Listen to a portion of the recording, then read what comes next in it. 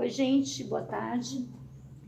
Essa semana eu vou dar sequência às nossas aulas, mas antes de passar uma atividade para vocês, eu resolvi fazer só aulas de resolução de exercícios por conta de algumas dúvidas que alguns de vocês trouxeram para mim. Muitos têm tirado dúvidas comigo por e-mail e eu tenho conseguido responder a dúvida da maioria. Mas tem algumas assim que às vezes eu não consigo entender ou às vezes eu não consigo me expressar, então eu achei melhor gravar um vídeo. A Larissa me veio com a dúvida essa semana e eu realmente não consegui tirar essa dúvida dela através de e-mail. Então, ela tinha um exercício que ela pegou de algum lugar, não sei, da internet, que é esse exercício que está aqui. Larissa, conforme eu te disse por e-mail, eu não consegui ler alguns dados do exercício. Então, por exemplo, essa carga distribuída aqui eu não consegui identificar, a resolução não estava boa da foto, e aí eu achei que fosse 5, eu não sei se era 5, se era 8, estou trabalhando com 5, e essa carga de 10 também não tinha cota no exercício, estou considerando que ela está no meio, se eventualmente não tiver, esses valores têm que ser alterados, tá?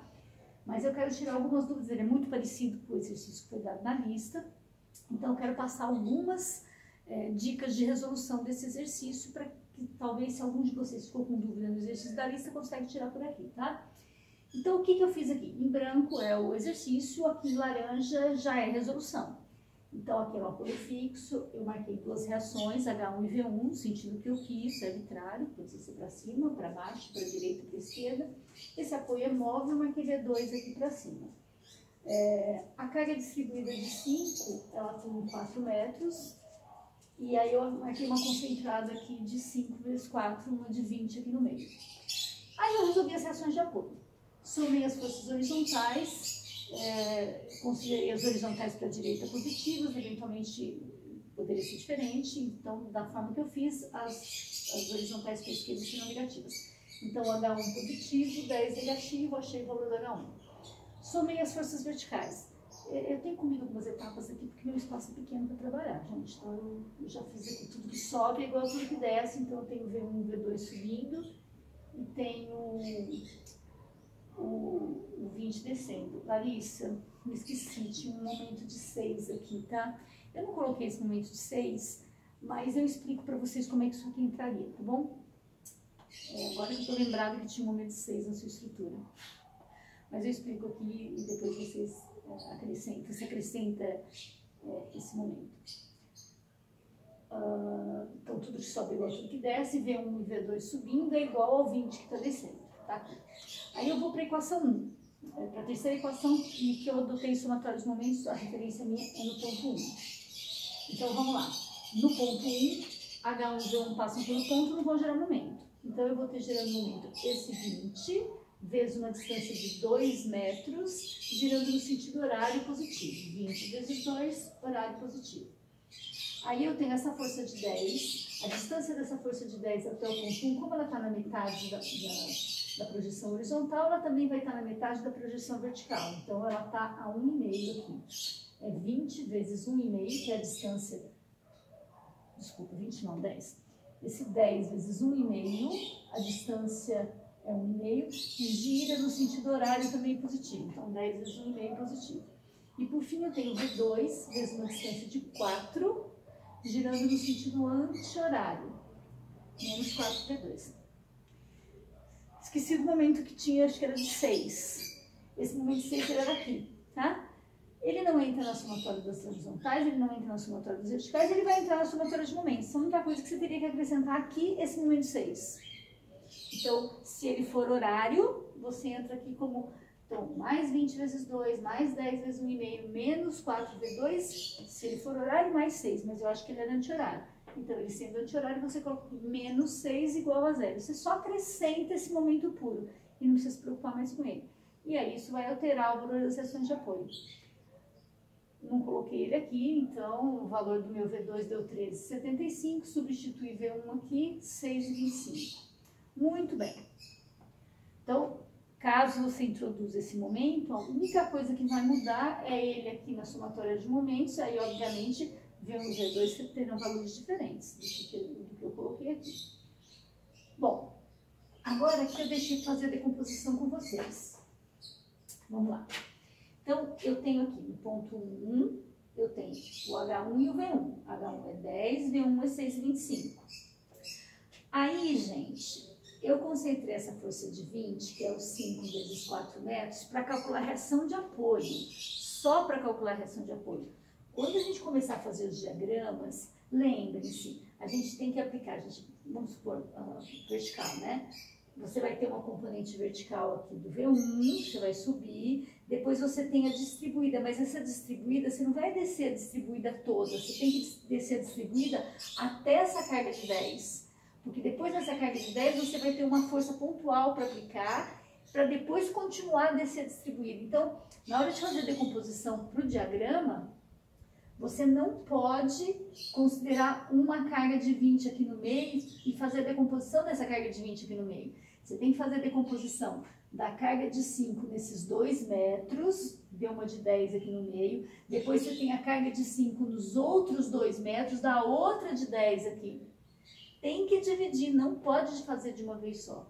Então aqui, a gente traça um eixo perpendicular à barra e traça um eixo normal à barra. Em todos os lugares você vai fazer isso. Traçar um eixo perpendicular, um eixo perpendicular e um eixo normal. Um eixo perpendicular, um eixo normal. Um eixo perpendicular, um eixo normal. Vocês não estranhem que vai passar cachorro aqui, tá? Não consigo fechar a passagem deles aqui.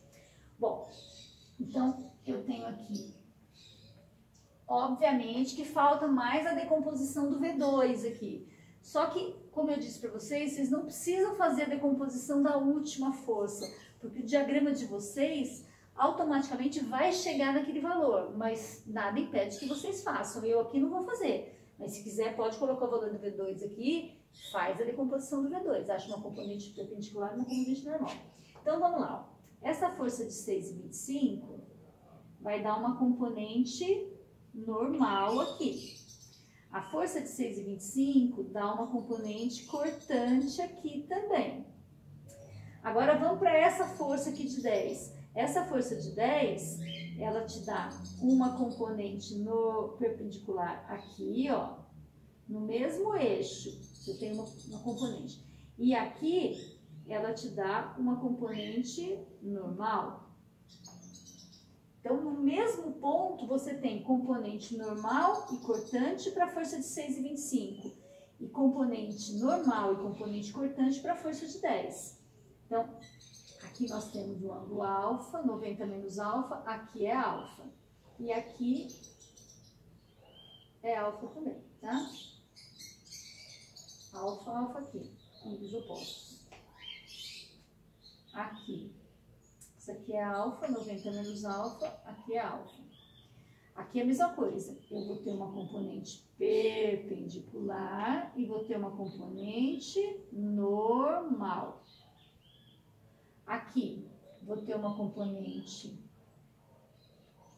perpendicular e uma componente normal. Aqui é a mesma coisa, uma componente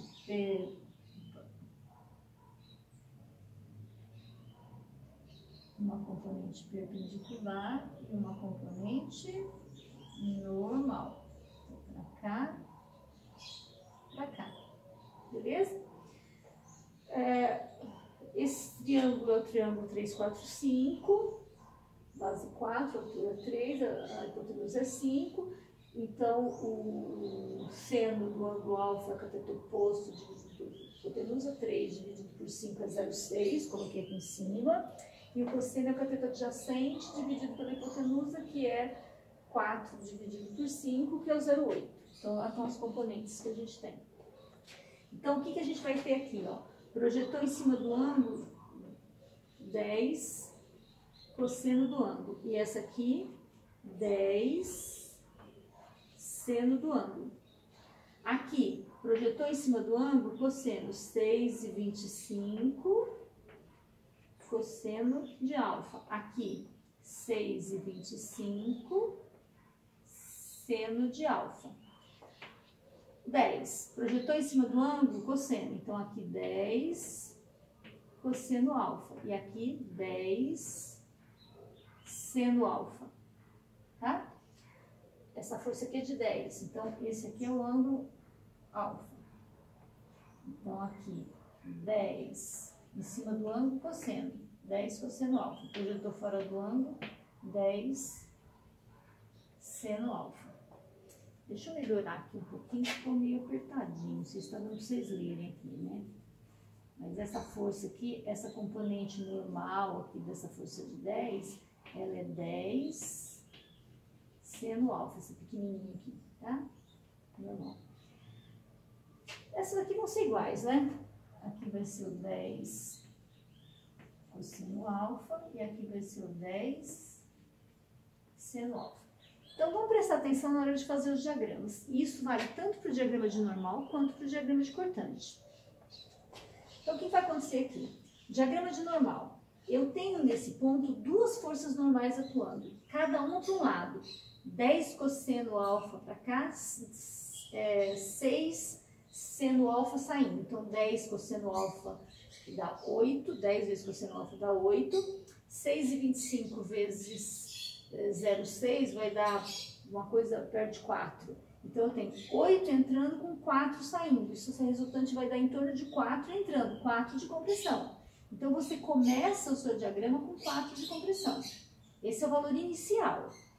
Aí, o que acontece? Você tem aqui uma força que vale 10 seno alfa, uma componente normal aqui que vale 10 seno alfa. 10 seno alfa é 6. Então, veja bem, você começou com 8 de compressão, com 4 de tração, que dá uma resultante de compressão de 4 alguma coisa. Esse trecho aqui todo, gente, é um carregamento distribuído que você tem. Ó. Aqui, essa força de 10 é essa daqui. Então, esse primeiro trecho aqui, esse carregamento que você usou aqui, essa força de 10, ela não é concentrada, ela é distribuída. Então, Larissa, não sei se essa era a sua dúvida. Quando que eu tenho que considerar distribuída, quando eu tenho que considerar concentrada? Quando ela for distribuída, você considera distribuída. Quando ela for concentrada, você considera concentrada. Porque olha essa força de 10 e essa força de 10. Essa força de 10 não é concentrada. Essa força de 10 veio de 5 vezes 2. Ela é uma distribuída. Essa força de 10 não, ela é concentrada. Então, para você analisar esse trecho aqui, essa força de 10, ela tem que ser distribuída ao longo de todo esse trecho aqui. Você vai ter uma força de 10, não, perdão, de 6, né? Essa força de 6 aqui, porque 10 seno alfa vai ser 6. Essa força de 6, ela é distribuída. Então, se você sair, eu tô arredondando aqui, gente, estou sem calculadora aqui, estou fazendo essas contas de cabeça. 6,25 vezes 0,6 vai dar 3,7, 3,8, não sei. Então, aqui é 8 de compressão, arredondando para 4, 4 de tração, dá uma resultante de 4 de compressão, 4 alguma coisa de compressão. Então, você começa o seu diagrama... Ó, então, se eu fosse fazer o diagrama de normal aqui, eu começaria o meu diagrama com uns 4 alguma coisa de compressão aqui, tá? 4 alguma coisa de compressão. Daqui até aqui, eu tenho uma força de 6. Esse 6 é o 10 seno alfa. Só que esse 6 não é concentrado, minha gente. É uma força distribuída. E ela está no mesmo sentido da minha resultante. Então, ela aumenta a minha compressão aqui, ó. Ela vai aumentando a minha compressão. Se eu estava com 4 alguma coisa aqui, eu vou somar mais 6. Eu vou chegar perto de 10 de compressão. Quando chega nesse ponto aqui, aparece uma força normal de 10 cosseno alfa. 10 cosseno alfa é 8. Esse 8 está em sentido contrário, então ela é tração, ela está saindo. Então aqui vai dar um pulo meu diagrama. Eu tenho que pular para chegar nessa força. Entenderam? Isso vai acontecer com a cortante também. Só que na cortante aqui você não vai tirar, porque aqui nós subtraímos uma da outra, porque eu tinha as minhas componentes normais, cada uma estava para um lado. Mas aqui não. Na componente cortante, as duas estão na mesma direção. Então, vocês vão somar as duas. Vocês vão somar o 10 seno alfa com o 6,25 cosseno alfa. Subindo. E aí, você vai subir. Depois que você subir, você vai descer quanto? 10 cosseno alfa. 10 cosseno alfa é 8. Só que esse 8 não é pontual. Então, você subiu, aí você vai descer essa distribuída de 8. Esse 8 aqui, na verdade, é uma força que tem que ser distribuída ao longo do trecho. Tá entendido? E depois, aqui sim, aqui você vai descer pontual o 10 seno alfa, que é 6, né? 10 seno alfa vai dar 6. Então, você vem, sobe na cortante, desce a distribuída e depois desce pontual o 10 seno alfa.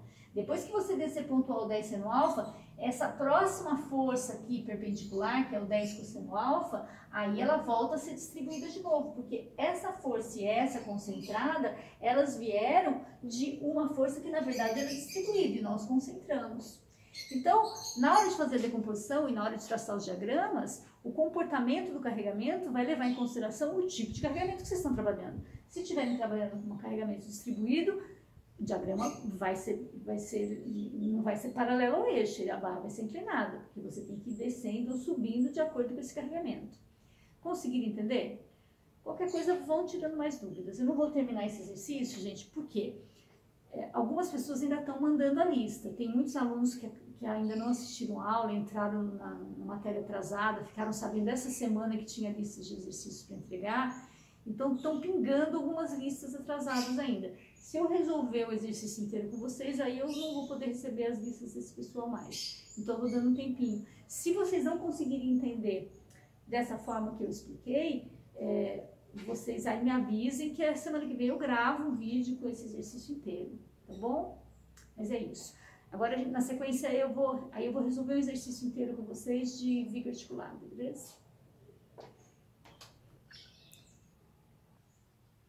Oi, vamos na sequência. Essa é uma viga articulada, tá? Ela tem um apoio fixo, 3 móveis, então são 2 incógnitas aqui, 3, 4, 5. 5 incógnitas, nós temos as 3 equações de equilíbrio para resolver essa estrutura e lembrem-se que temos 2 articulações. Então, cada articulação que me diz que o momento é igual a zero me dá uma equação a mais para o sistema. Então, eu tenho 5 equações, 5 incógnitas, número de incógnitas igual ao de equação, sistema estaticamente determinado, essa estrutura é isostática. Bom, então o que eu faço? Eu vou quebrar essa estrutura na articulação, então dividir essa estrutura em 3 partes. Gente, existe uma outra maneira de se resolver estruturas articuladas, sem se considerar a quebra da estrutura. E nessa situação, nós temos que fazer cortes na articulação, olhar à esquerda, olhar à direita, e aí às vezes fica um pouco mais fácil, um pouco mais difícil determinar as reações de apoio. Você corta, olha para a esquerda, não consegue enxergar, porque se enxergar olhando à esquerda, você fica com 3 equações a 3 incógnitas, tem que resolver um sistema, e aí acaba ficando mais complicado. Eu acabei não dando esse sistema para vocês, eu optei por fazer por quebra, porque quando eu quebro, eu trabalho com viguinha simples, e viguinha simples a gente já trabalhou em sala de aula, vocês sabem fazer, teoricamente sabem resolver. Então foi por esse motivo que eu optei por esse método de quebra de estrutura.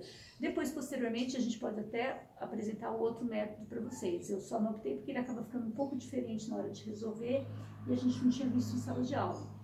E dessa forma não tem segredo nenhum para vocês, porque isso a gente já viu.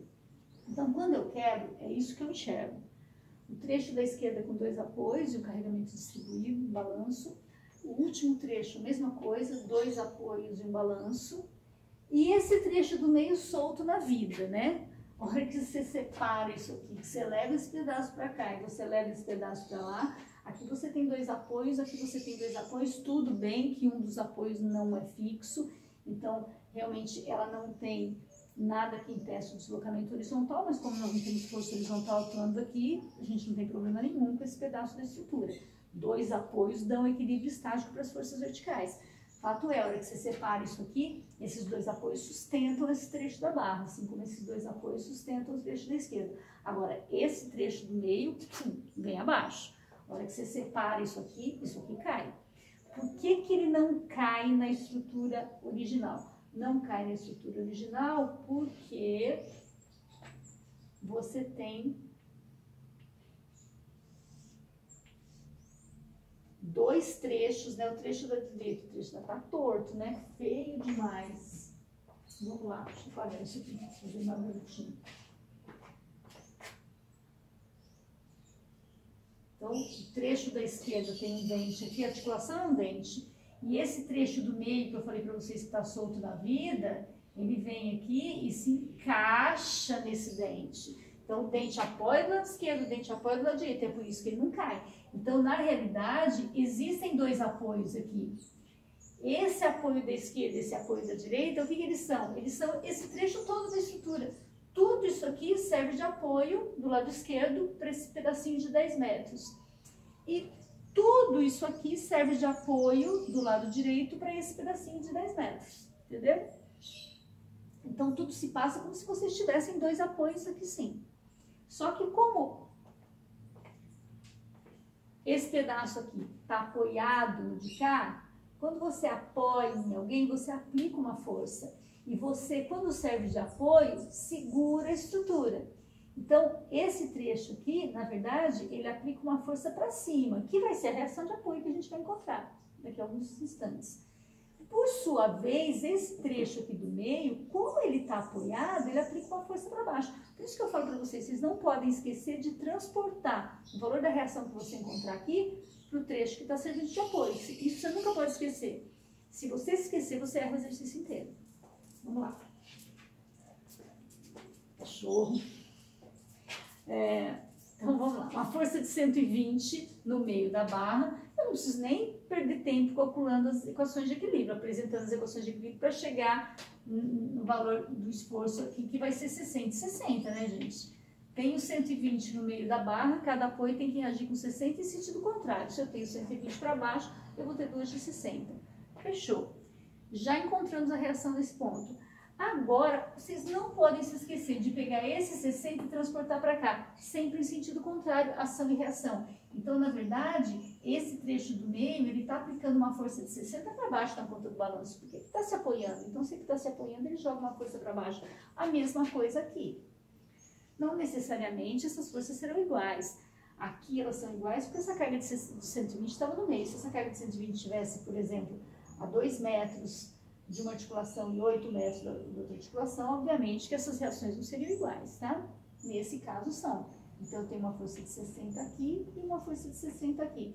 E aí, gente, agora sim, vocês têm que resolver duas liguinhas. A estrutura articulada, ela só é um pouco mais difícil porque ela é mais longa. Eu tenho que resolver 3 vigas, na verdade. Mas agora aqui, vida que segue, é como se você tivesse uma viga biapoiada com um balanço, uma carga de 60 na ponta do balanço e um carregamento uniformemente distribuído de 15. Então, são 8 com 5, 13, 13 vezes 15, você vai ter uma força para calcular a reação de apoio, você pode concentrar essa força aqui no meio.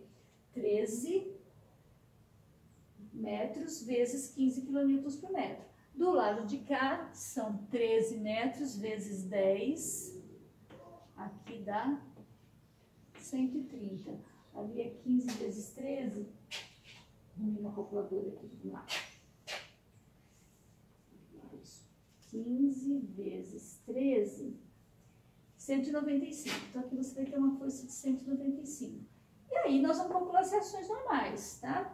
Eu vou calcular de um lado aqui, depois vocês fazem a mesma coisa do lado de lá.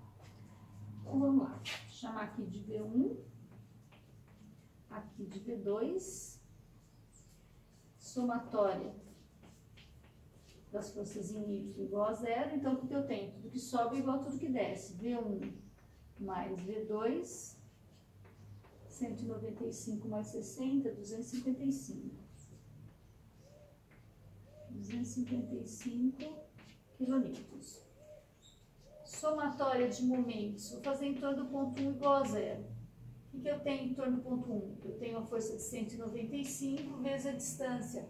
Metade de 13 é 6,5.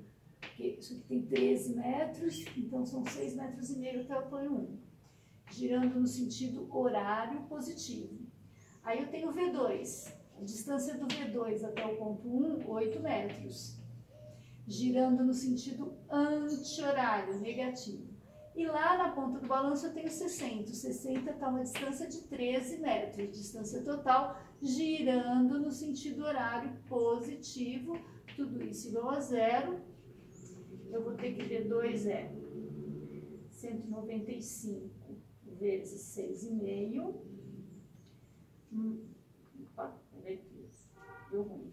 195 vezes 6,5 mais 60 vezes 13. Sei não. Estou todos aprendendo a fazer conta. 60 vezes 13, fechou, tá. Dividido por 8, V2 dá 255,94.